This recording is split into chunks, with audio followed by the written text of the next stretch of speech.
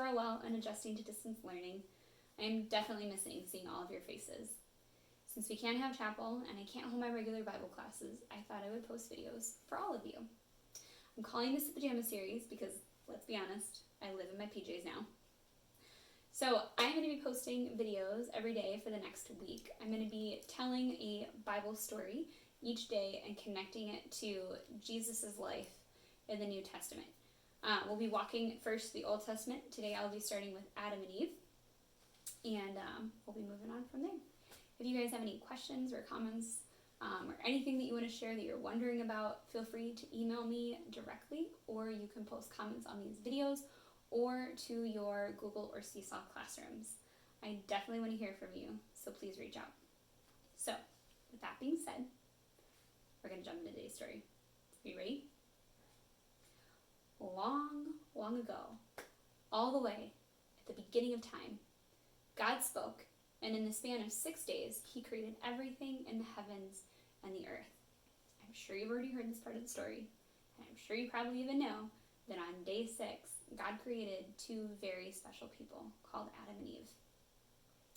God's relationship with Adam and Eve was really special. They got to walk with him and talk with him in this garden that he made for them to live in.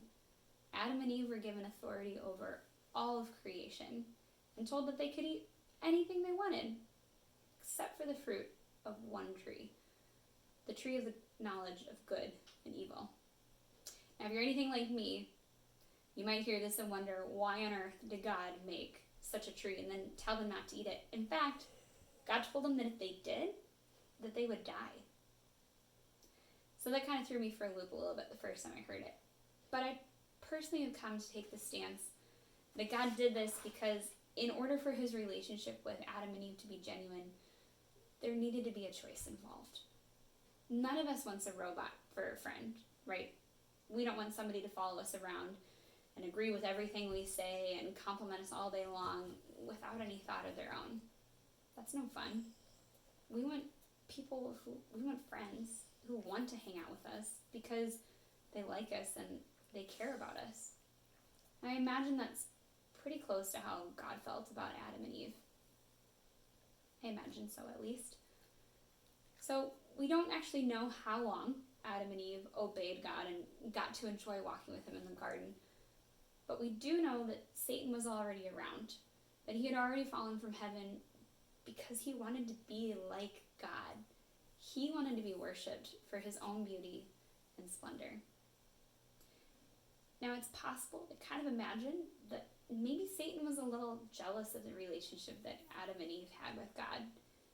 Maybe he was jealous because that relationship reminded him of what he'd once had, or maybe it was because he felt that he should be worshipped by them and that his voice should be the one that they were listening to.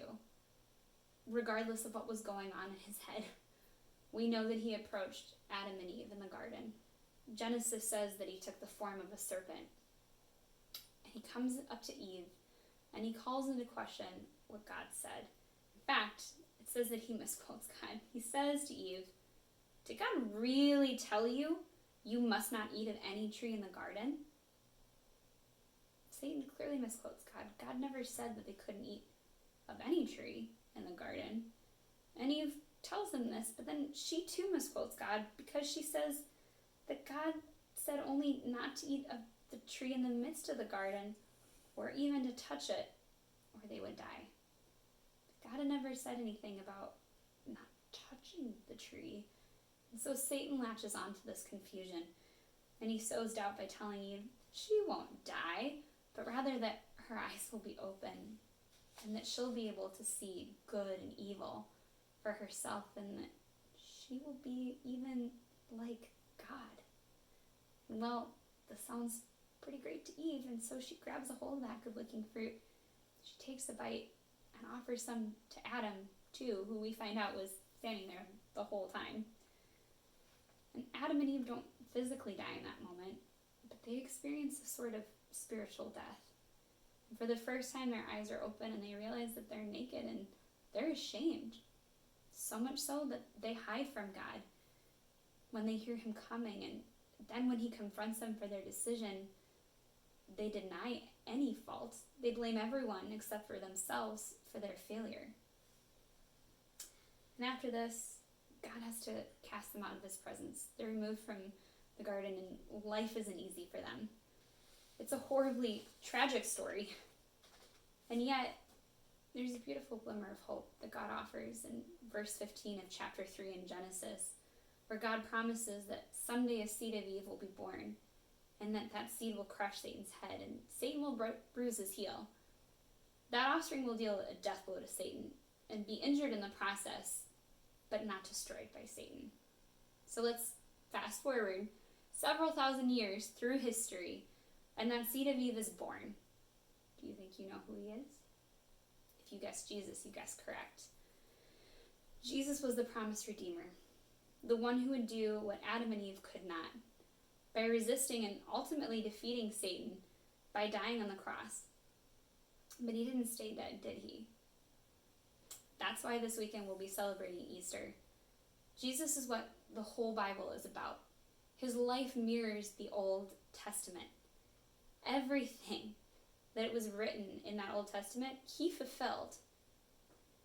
Jesus encountered Satan much like Adam and Eve did, but in a totally different setting. Instead of a lush, gorgeous garden, Satan comes up to Jesus in the middle of a dry, hot desert, in the middle of nowhere, after Jesus had been fasting for 40 days and 40 nights. That means that he hadn't eaten or drank anything for 40 days in the middle of a desert. Let that sink in for a moment. I don't know about you, but I'd feel pretty weak at that point. And this is exactly where Satan comes in and tries to tempt Jesus. You can find the story in Matthew chapter 4. The first thing that Satan targets is Jesus' identity and then his hunger. He came to him and said, "If you are the Son of Man, or the Son of God, tell these stories to become bread." Jesus answered, "It is written, man shall not live on bread alone, but on every word that comes from the mouth of God." Then the devil took him to the holy city and had him stand on the highest point of the temple. "If you are the Son of God," he said, "throw yourself down, for it is written, he will command his angels concerning you. They will lift you up in their hands, so that you will not strike your foot against a stone." Jesus answered him, "It is written, do not put the Lord your God to the test." Again the devil took him up to a very high mountain and showed him all the kingdoms of the world and their splendor. "All this I give to you," he said, "if you will bow down and worship me." In this moment, Jesus reminds Satan of his original purpose and ours too. And then he tells him to leave. "Away from me, Satan, for it is written, you shall worship the Lord your God, and him alone shall you serve." Jesus never misquotes God. In fact, every time he says "it is written," he is referencing a verse in the Old Testament. Jesus came down fully God in the flesh to do what Adam and Eve failed to do. Jesus resisted temptation. He said no to Satan and to the alternative plan that he tried to sell him on. In fact, during his 33 years on earth, Jesus never once sinned. He was fully innocent.